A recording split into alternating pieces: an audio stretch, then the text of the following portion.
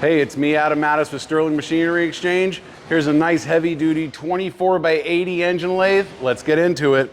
We've got everything set up here just to show you a quick demo. We'll get this 3-jaw chuck rocking and rolling. Take a look at how heavy-duty everything is on this machine. Come on, take a look over here. Take a look at how nice everything is on there.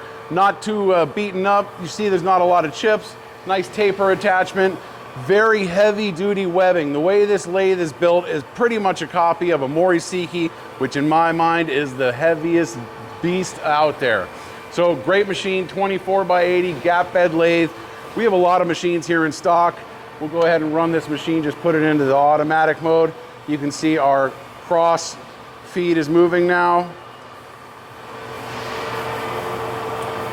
All different sizes. We're looking to buy, sell, or trade with you. Longitudinal feed. Great running machine. Let us know if this is the type you're looking for. We do all the way from the little hobby, small stuff, all the way up to full-size engine propellers and boat propellers.